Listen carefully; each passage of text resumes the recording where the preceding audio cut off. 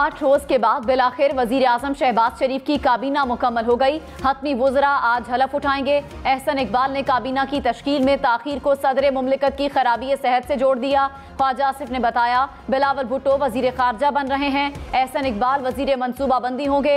तवानाई और पेट्रोलियम की वजारत शाहिद खाकान अब्बासी देखेंगे। आजम नजीर तारड़ वजीर कानून होंगे। चेयरमैन सेनेट सादिक संजरानी काबीना से हलफ लेंगे।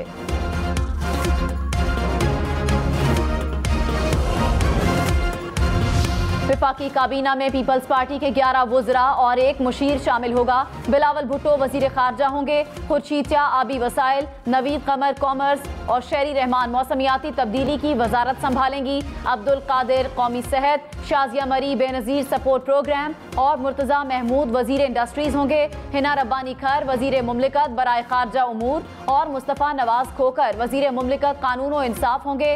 साजिद तूरी ओवरसीज, एहसान मजारी IPC और आबिद भाइयों निजकारी के वजीर होंगे। कमर जमान कायरा मुशीर बराए उमूर कश्मीर होंगे।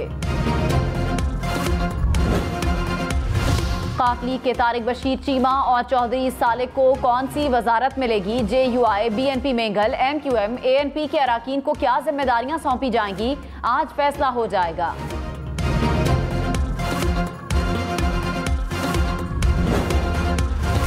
PTI फॉरेन फंडिंग केस की आज से रोजाना की बुनियाद पर समाअत होगी। चीफ इलेक्शन कमिश्नर की सरबराही में 3 रुकनी कमीशन समाअत करेगा। इलेक्शन कमीशन 30 रोज में फैसला देगी।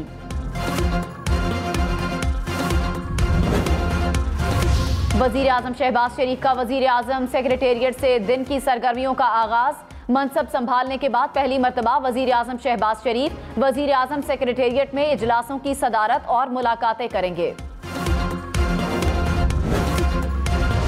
डिप्टी स्पीकर पंजाब असम्बली दोस्त मजारी के परवेज इलाही परवार कहा, असम्बली में जो हुआ सबने देखा कि कौन करवा रहा था। स्टाफ ने ऐवान को क्लियर नहीं किया बल्कि परवेज इलाही का साथ देते रहे। असम्बली में लोटे नाने के पीछे सेक्रेटेरिएट का स्टाफ था। स्पीकर पंजाब असम्बली हर चीज को मैनेज करने की कोशिश कर रहे हैं। मुझ पर हमला करने वालों को दाद देते रहे। अभी भी यही कोशिश है, हर मामले में ताखीर की जाए।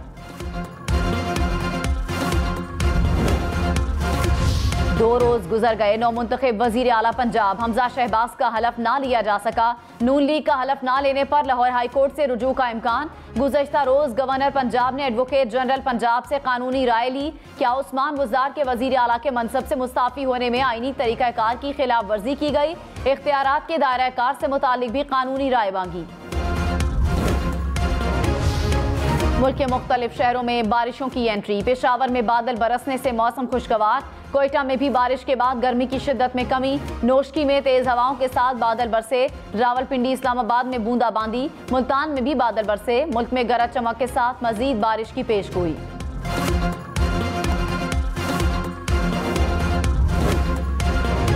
रहनुमा नून लीग मिफ्ता इस्माइल ने कहा, आज या कल IMF जा रहा हूं।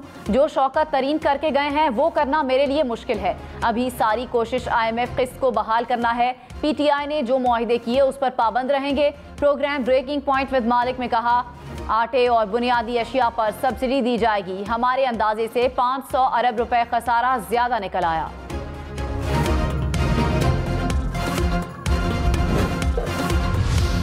अमरीकी महकमे खारजा के तर्जुमान नेड प्राइस ने कहा, पाकिस्तान समेत खित्ते में अमन और खुशहाली मिलकर काम करने में ही मुमकिन है।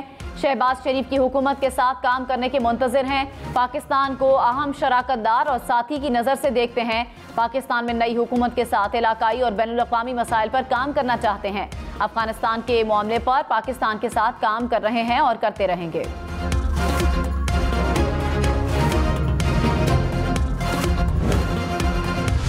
इमरान खान का चीफ इलेक्शन कमिश्नर के खिलाफ भी रेफरेंस दायर करने का ऐलान। कहा, चीफ इलेक्शन कमिश्नर का तकर्रुर एक आज़ाद बॉडी को करना चाहिए।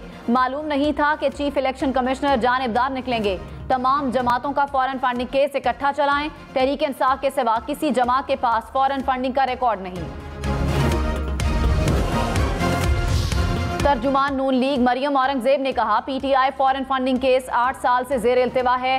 फैसला 30 रोज में आने वाला है। चीफ इलेक्शन कमिश्नर के खिलाफ रेफरेंस का मकसद इदारों को दबाव में लाना है।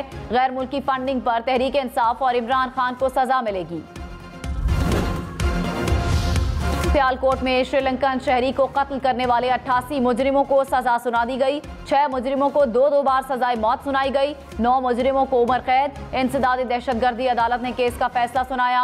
72 मुजरिमों को 2-2 साल कैद की सजा सुनाई गई। 1 मुजरिम को 5 साल कैद की सजा सुना दी गई। इमरान खान ने जस्टिस काजी फाइज ईसा के खिलाफ रेफरेंस गलती करार दे दिया। मामले पर साबिक वज़रा में भी ठन गई। फरोग नसीम ने कहा, इमरान खान ने एसिड रिकवरी यूनिट के मवाद की बुनियाद पर रेफरेंस दायर करने का कहा। यूनिट वजीर आजम के मातहत था। मेरी जस्टिस फाइज ईसा से कोई भी जाती रंजिश नहीं। फवाद चौधरी बोले, तमाम मामला फरोग नसीम ने खड़ा किया। फरोग नसीम के इसरार पर रेफरेंस भेजा गया। इमरान खान का तोशाखाना से तहाइफ लेने का एतराफ़। कहा, तहाइफ 50% अदायगी करके लिए। तहाइफ खरीदने के बाद मेरी मर्जी जैसे भी इस्तेमाल करूं। मेरे खिलाफ कुछ नहीं मिला तो तोशाखाना निकाल लाए। तोहफे बेचकर बनी गाला की सड़क बनवाई और घर के अतराफ बाड़ लगाई।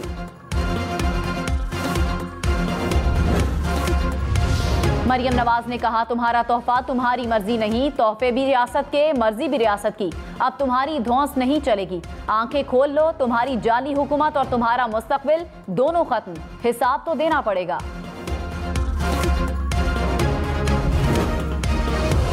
साबिक वजीर खारजा शाह महमूद कुरैशी ने कहा, मुल्क को खाना जंगी में धकेलना हमारी पॉलिसी और मकसद नहीं। पुरअमन एहतजाज और आवाम से राब्ता सियासी हिस्सा है। जलसों में एक गमला नहीं टूटा, कोई नुकसान नहीं हुआ। प्रोग्राम हम मेहर बुखारी के साथ में मजीद कहा, इदारों पर तनकीद हो रही है लेकिन हम नहीं कर रहे। भारत के बहुत से फेक अकाउंट्स इस्तेमाल किए जा रहे हैं।